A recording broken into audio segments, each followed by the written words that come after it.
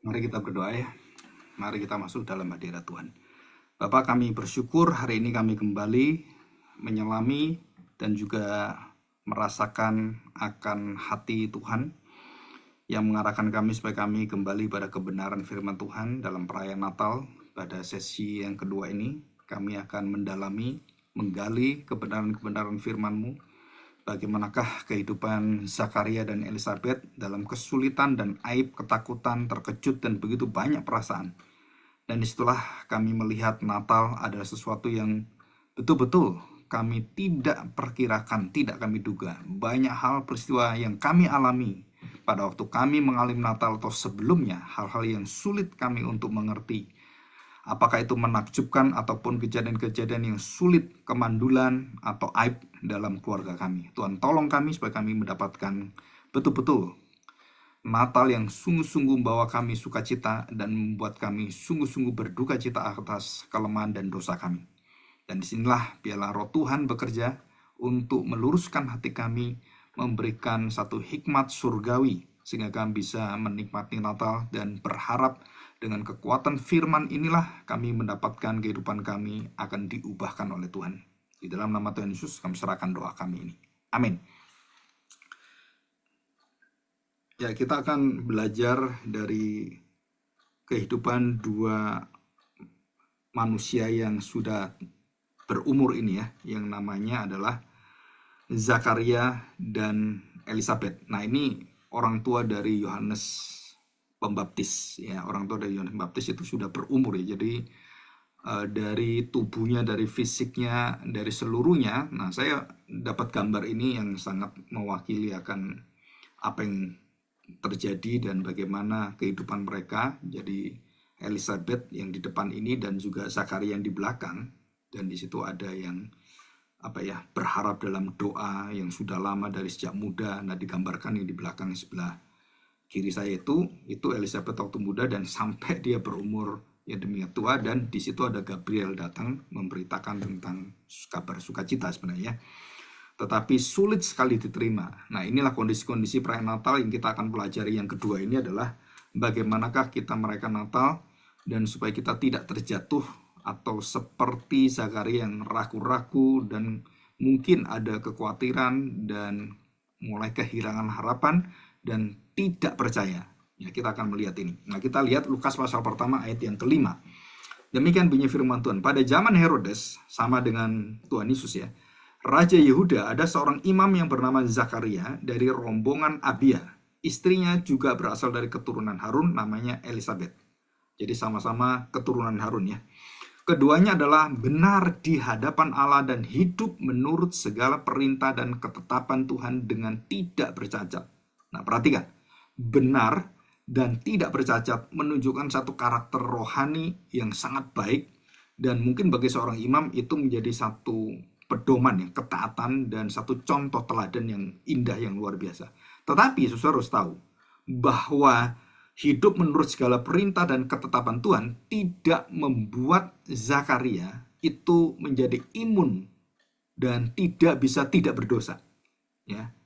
Akhirnya sebaik sebenar apapun dialami dan dijalani oleh Zakaria, akhirnya bisa juga tidak percaya dan meragukan apa yang dia terima. Karena di luar nalar ya, di luar apa kondisi yang ada dan di luar daripada kemampuan dia berpikir, sehingga manusia mau tidak mau itu bisa menjadi tidak percaya.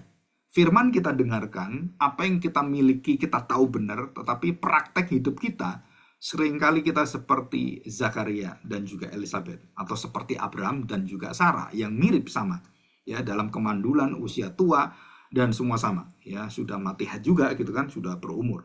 Nah, di sini kita lihat ini ya, perhatikan, keduanya benar di hadapan Tuhan menurut segala perintah ketetapan Tuhan dan dengan tidak bercacat.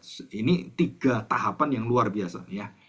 Ayat yang ke-7, tetapi mereka tidak mempunyai anak sebab Elizabeth mandul dan keduanya telah lanjut umurnya.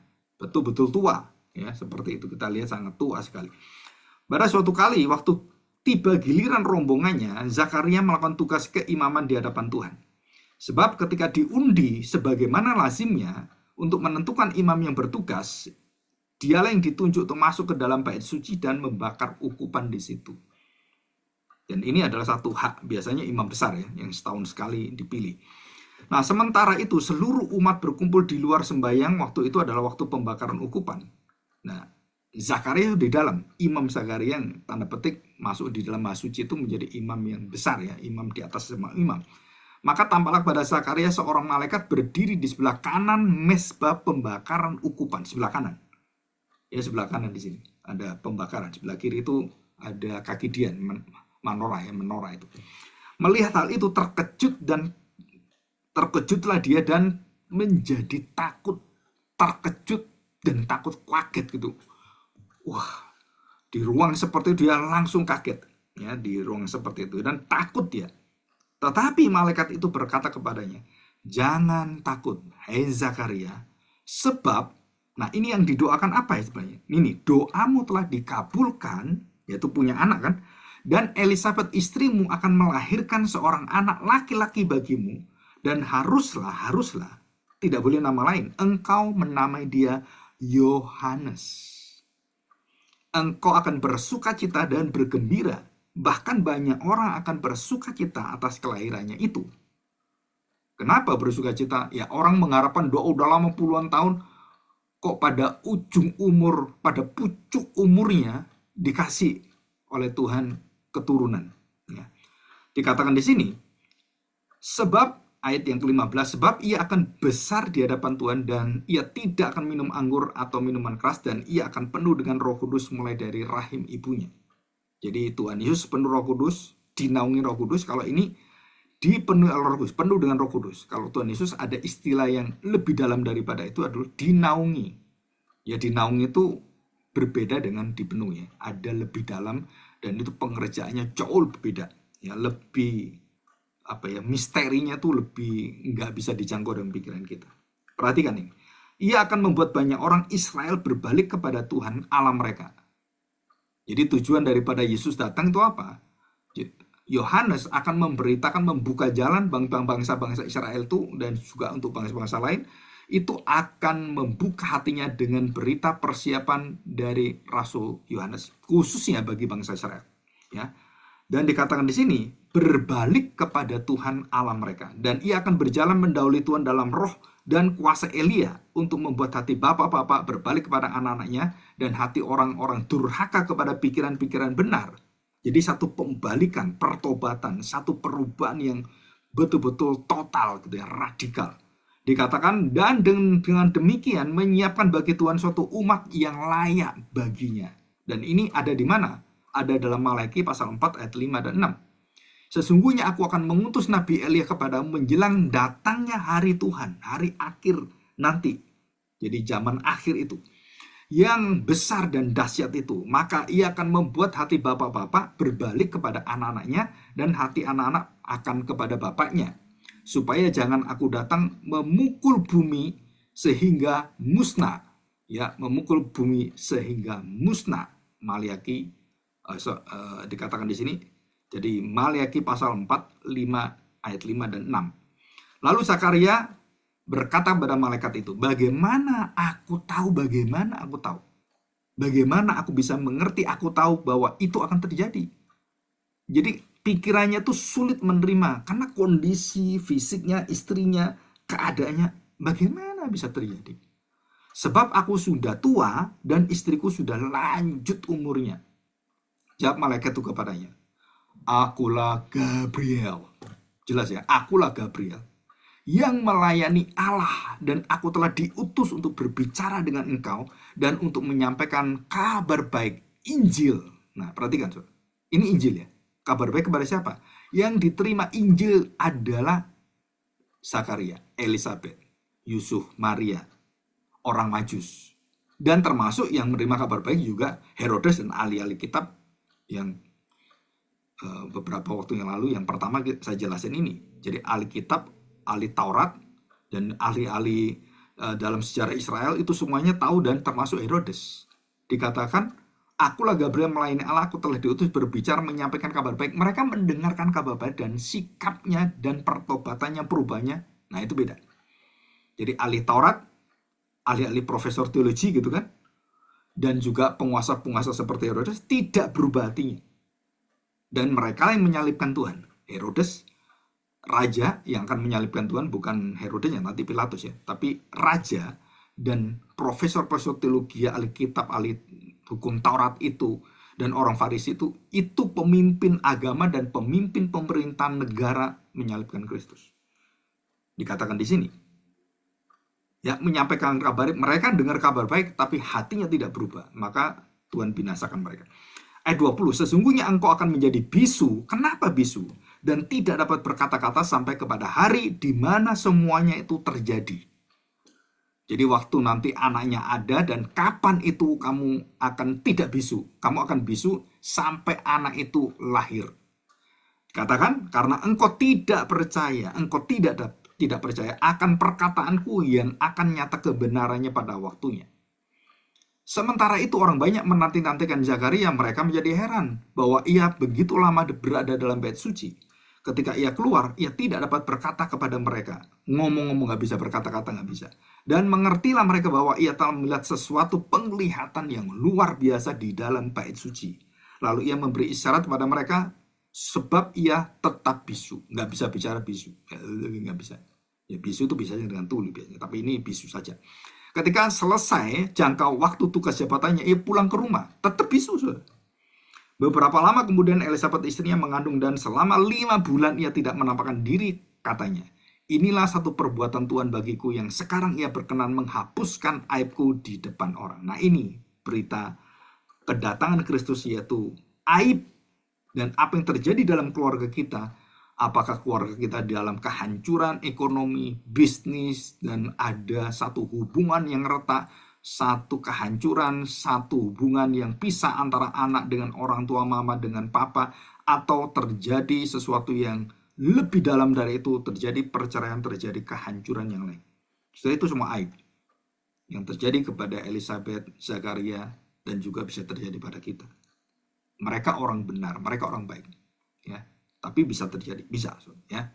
Nah, perhatikan, dalam bulan ke-6 Allah menyuruh malaikat Gabriel pergi ke sebuah kota, yaitu di Galilea bernama Nazaret. Ya, di situ ya. Dan apa yang terjadi? Nah, di situ memberitahukan kelahiran tentang Kristus kepada Maria, ya. Sekarang kita lihat ya, apa yang terjadi. Nah, kita akan bahas di dalam firman Tuhan ini ya. Kebenaran-kebenaran apa yang kita bisa lihat tentang kebenaran dua orang usur berumur yang sudah tua ini, ya. Oke. Nah, di sini saya memberikan satu penjelasan ya. Nah, perhatikan, Saudara. Nah, di sini ada satu gambaran yang sangat unik bagaimana Elisabeth terlihat begitu berumur, lanjut umurnya. Kita nggak tahu lanjut umur itu biasanya 70 tahun ke atas, 70, 80, bisa lebih. Dan apa yang terjadi pada Elisabeth itu pernah terjadi pada perjanjian lama. Zakaria, juga Ribka, dan juga orang-orang yang mandul, ya, seperti Manoah, ya, istri pamannya Simpson, itu juga sama. Dan banyak yang kasus-kasus yang terjadi seperti itu. Dan Elisabeth itu adalah seorang yang tanda petik secara tubuh, secara umur itu tidak mungkin untuk bisa punya anak. Nah, kenapa dia berdoa terus? Kenapa dia berdoa? Surah ada suatu dorongan yang luar biasa bahwa Tuhan memakai seluruh doa yang permohonan itu, dan mereka tetap berdoa walaupun udah tua pun mereka masih berpengharapan punya anak. Nggak mungkin iya, tapi tetap aja dia berdoa. Kok bisa seperti itu? Ya, itu Tuhan yang tanam. Satu keteguhan, kegigihan, persistensi itu dari Tuhan, termasuk juga Zakaria. Dan apa yang terjadi dengan mereka? Nah, kita melihat bahwa kondisi yang ada dalam perayaan Natal, bagaimana perayaan Natal itu kita mengalami satu kejadian yang kemudian kita tidak fokus lagi kepada apa yang akan kita sambut, apa yang akan datang, yaitu kemuliaan Mesias itu, dan bagaimana kita mempersiapkannya seperti Rasul Yohanes yang di dalam kelahirannya dipersiapkan dengan begitu teliti dan betul-betul dipersiapkan dengan baik, dan semua dalam rancangan Tuhan. Termasuk di dalamnya adalah kelemahan-kelemahan daripada Elisabeth dan dosa ketidakpercayaan daripada Imam Zakaria. Dia imam loh, saudara. Kedudukannya imam. Kalau kita ngomong pendeta ini kan, pendetanya yang top gitu kan, tapi tetap jatuh dalam dosa. Kenapa? Karena keliru berpikir bagaimanakah menyambut berita tentang kedatangan Kristus itu. Dan khususnya kedatangan anaknya kan, yang mempersiapkan kedatangan Mesias. Nah, saudara, yang pertama adalah kondisi fisik. Secara fisik Elizabeth mandul. Dan dia lanjut umur. Orang lanjut umur pasti sudah mati haid. Ya, orang umur 50, 60, sudah mati haid. Secara fisik, secara biologis itu nggak memungkinkan. Dan juga Zakaria sudah tua juga. Walaupun seorang laki-laki tua itu bisa punya anak, seperti Abraham juga bisa punya anak. Nah, yang dia pikirkan adalah bagaimana saya sudah berumur dan istri saya juga nggak bisa. Nggak mungkin punya anak. Di situ. Jadi Gabriel datang itu untuk memberitakan dan untuk menyatakan bahwa kuasa Allah akan menaungi mereka. Dan apa yang mati, yang mandul, yang merupakan aib, itu akan menjadi hidup kembali. Dan aib itu menjadi kemuliaan, menjadi satu sukacita yang luar biasa. Nah, saudara, kita kadang-kadang melihat Natal itu melihat sesuatu yang berbeda dengan apa yang dialami oleh Elizabeth dan Zakaria. Nah, saya berharap saudara di sini kita belajar bagaimana Natal kita alami, bagaimana kita menyambutnya. Kita seringkali juga mengalami satu iman seperti Zakaria. Pada waktu kita mengalami peristiwa dan waktu Natal kita mengalami, keluarga saya hancur, bisnis saya juga terpuruk, dan saya di PHK, dan saya dan banyak hal, saudara. Dan itu kondisinya sama dengan Elizabeth dan Zakaria, cuman dengan bermacam multi perspektif dan dimensi. Nah, saudara, apakah kita akan kehilangan doa kita? Apakah kita kehilangan harapan kita? Enggak. Bahkan Tuhan menjanjikan di dalam kemandulan dan sampai lanjut umurnya pun Tuhan bekerja dan Tuhan mengabulkan doanya. Waktu dikabulkan doa, saudara, Zakaria sudah kehilangan semangat untuk menerima itu. Dia sudah kehilangan kepercayaannya. Kamu tidak percaya. Malaikat itu mengatakan dengan jelas, kamu tidak percaya, kamu ragu. Kamu yang berdoa, kamu yang mengharap, kenapa kamu yang ragu? Begitu diberi jawabannya, aku sudah tua. Kondisi uangku seperti ini, keluargaku seperti ini. Apa bisa aku membangun kembali hidup saya? Pekerjaan udah hancur, bagaimana? Uangku sudah ludes semuanya. Bagaimana saya bisa? Saudara, ini kondisinya sama. Jadi waktu kita merayakan Natal, kita merayakan dengan ikatan-ikatan, belenggu-belenggu yang ada, kemandulan, aib, dan juga doa dalam pergumulan. Saudara, itu kondisi yang harus kita hadapi. Imam pun menghadapi itu. Zakaria dan Elizabeth menghadapi itu. Mereka orang benar, mereka orang sungguh-sungguh di dalam Tuhan. Bayangkan, saudara. Apakah saya salah menyembah Tuhan? Enggak. Apakah Yesus sembah itu salah sehingga saya mengalami kehidupan seperti ini? Anak saya brengsek seperti itu. Anak saya jatuh dalam dosa, dalam narkoba, dan banyak hal yang lainnya. Saudara jangan pikir bahwa itu merupakan satu kelemahan-kelemahan kita secara dosa-dosa kita. Bukan. Ada sesuatu yang di luar kemampuan kita. Kondisi dunia ini betul-betul membuat kita akan terkejut luar biasa. Seperti Zakaria, seperti Elizabeth, seperti Maria juga. Terkejut mereka. Yusuf juga terkejut, sama. Mengalami satu pertemuan dengan kebenaran firman Tuhan dibawa oleh malaikat itu. Saudara, mana bisa? Kan dia sudah hamil duluan. Yusuf itu mau ceraikan Maria. Kalau malaikat tidak datang, itu pasti dicerai. Kalau malaikat tidak datang, nggak ada pengharapan lagi. Susah sekali. Mengapa malaikat datang? Memberikan pengharapan dan rencana Tuhan itu yang sudah kehilangan semua, seperti bulu patah terkulai, sungguh sudah pudar nyalanya. Ya, itulah hatinya. Kenapa ada keraguan seperti itu? Ya karena kondisi yang ada, keadaan kami. Jadi kita merayakan Natal dengan apa? Ada orang bisa merayakan sukacita, bisa nyanyi di depan, bisa ada kur, bisa ada persembahan pujian. Ada orang-orang yang begitu banyak dalam waktu Natal itu. Di dalam keputusasaan, putus pengharapan dan kebingungan, dan mereka pun nggak tahu apa yang mereka lakukan. Dan mereka kehilangan harapan, masa depan dan semuanya. Dan malaikat itu datang, berita Natal datang. Nah, disitulah saya ingin saudara kita mendengarkan ini dan membawa sukacita ini. Dan bukan hanya kita mengharapkan pada pendeta-pendeta berkhotbah pada Natal, bukan. Kita semuanya bisa sharing dengan teman-teman kita, dengan keluarga kita. Jangan sampai kita berdoa itu kita berhenti dan mengharapkan pada Tuhan. Bukan hanya pada diri kita. Orang banyak pun akhirnya menyambut dan penuh dengan sukacita. Dan apa akibatnya dalam kelemahan kita? Khususnya Zakaria itu kan. Dia seorang imam dan dia tidak percaya. Maka seorang imam itu senjatanya adalah mulut. Kalau kamu membuat orang bisa percaya dengan mulutmu, maka kamu sekarang tidak percaya. Mulutmu aku tutup dulu. Kamu dijadikan bisu, nggak bisa ngomong. Dan bagaimana itu terlepas pada waktu Zakaria, ya, pada waktu Zakaria membawa seluruh daripada sukacita itu, dan bagaimana mereka kemudian melihat bisu dan tidak mampu berbicara dari Imam Zakaria ini, kemudian terlepas pada saat apa? Pada waktu dia menamai anaknya Yohanes. Nah, di situ keluar suaranya dan dia kemudian terbebaskan dari dosa ketidakpercayaan karena sudah dilihat penggenapannya. Di situ, Saudara. Jadi kalau kita lihat bahwa Natal menyatakan bahwa Allah menggenapi rencananya, dia akan menggenapi rencana dalam hidupmu. Jangan tidak percaya.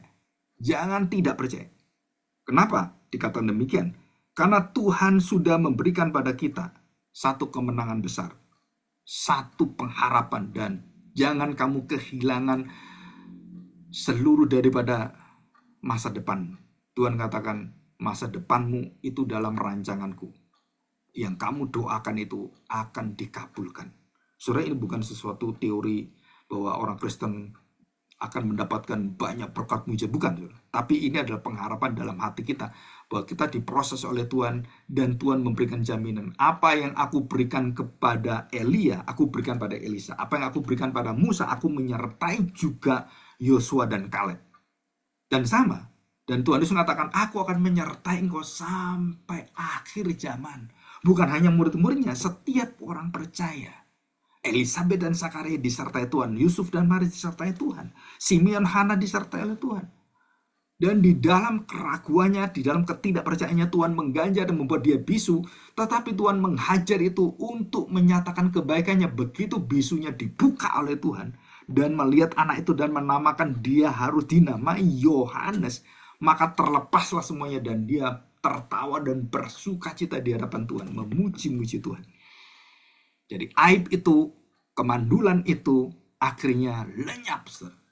Tak sebanding dengan kedatangan anak itu. Dan semua orang menghina Elisabet. Oh, kamu gak bisa punya anak. Dari masa dia remaja, dia kawin. Kamu udah hamil belum? Belum. Kamu udah gini belum? Dan itu membuat dia semakin stres. Dan dia berdoa terus pada Tuhan. Dengan sungguh-sungguh, Tuhan, aku ini malu, Tuhan.